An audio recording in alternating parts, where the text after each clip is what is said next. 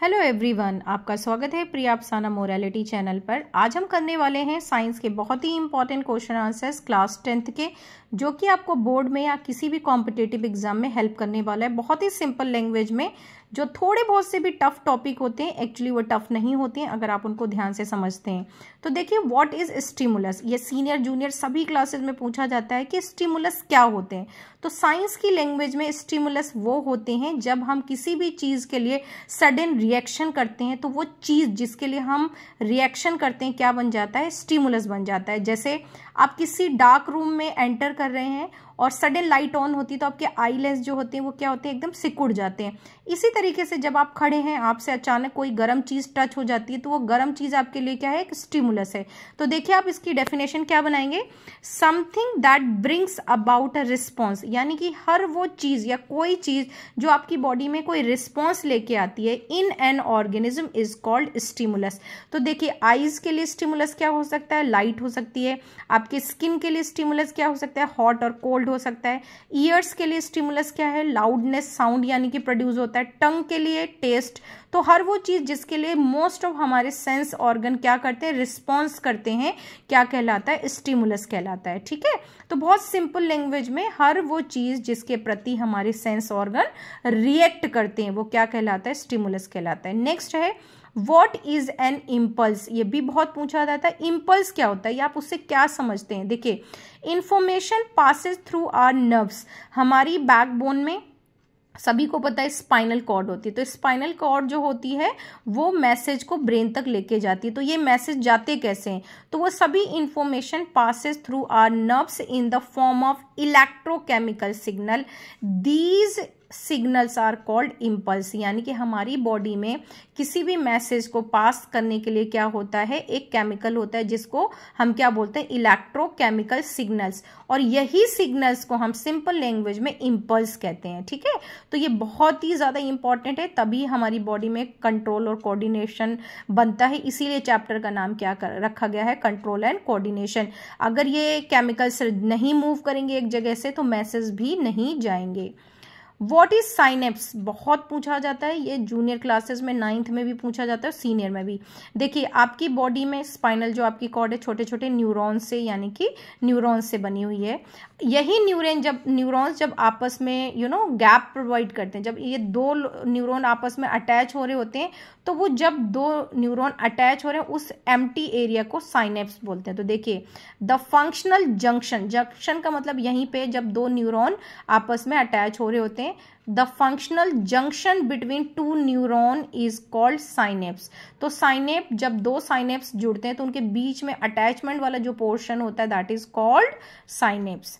What is reflex action, देखिए पूरे chapter में ये सबसे ज्यादा इंपॉर्टेंट है कि रिफ्लेक्स एक्शन क्या होता है। हम बहुत सारे एक्शन करते हैं, कुछ हम अपनी विल से करते हैं, कुछ अनकॉन्शियसली करते हैं।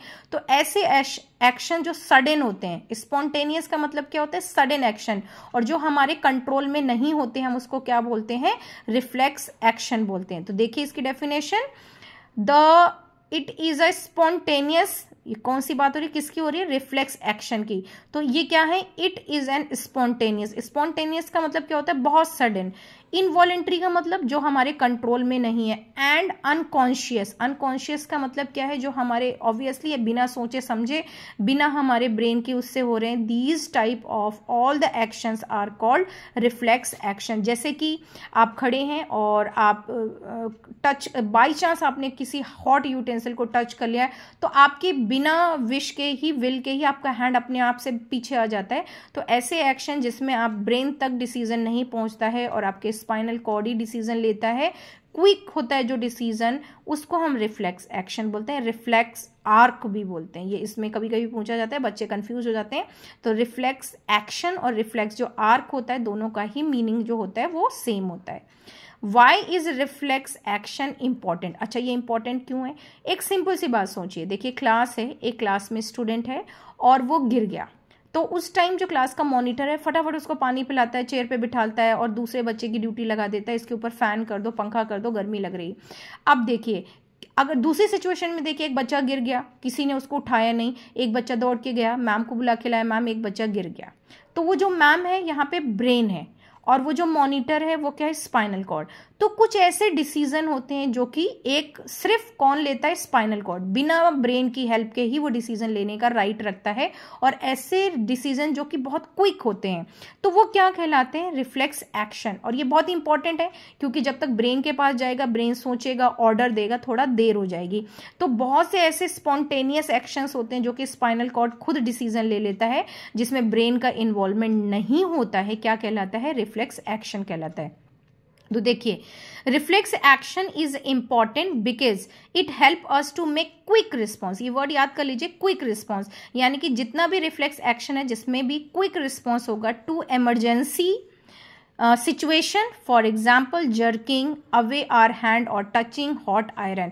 जैसे आप बहुत छोटा कोई भी बच्चा बैठे है, सडन उसका हाथ किसी गर्म आयरन से लग गया, लेकिन वो बिना, कहते हैं ना, मर्जी के हाथ बैक कर लेता है। तो ऐसी सारे वो एक्शन जिसमें ब्रेन का रोल कम होता है, आपका स्पाइनल कॉर्ड ही डिसीजन लेता है, क्या कहलाता है, रिफ्लेक्स एक्शन। और इसीलिए इंपॉर्टेंट होते हैं। अगर ये नहीं होगा तो क्या होगा, आपको प्रॉब्लम आ सकती है। कभी कभी क्या होगा, टाइमिंग की वजह से आप जल भी सकते हैं, बहुत से अदर चीजें हैं। Name the part of brain in which hypothalamus is located.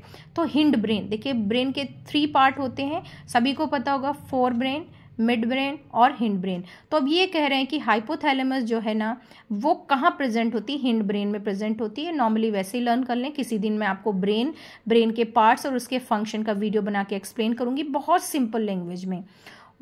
what part of brain is responsible for precision of voluntary actions। तो देखिए वॉलेंट्री एक्शन क्या होते हैं, पहले तो इसको समझ लें।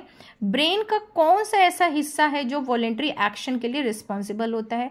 तो देखिए हमारी ब्रेन में 3 मेजर पोर्शंस होते हैं, कहाँ पे वॉलेंट्री एक्शंस होते हैं, कहाँ पे इनवॉलेंट्री होते हैं।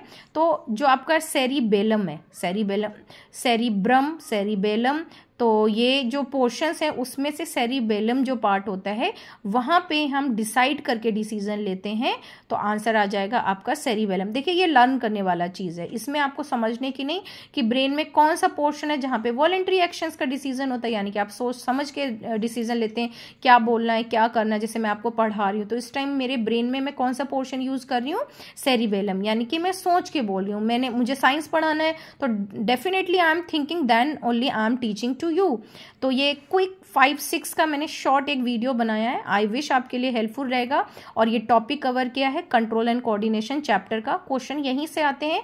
आप इस वीडियो को 2-3 बार सुन सकते हैं और नेक्स्ट टाइम आपके लिए इसी को कंटिन्यू करके आपका सिलेबस धीरे धीरे रूटीन में कंप्लीट कराएंगे। आई विश आपको ये वीडियो पसंद आया होगा। पसंद आया तो चैनल को सब्सक्राइब करें, लाइक, कमेंट और शेयर करें। Thank you, have a nice day. पढ़ते रहें और पढ़ाते रहें।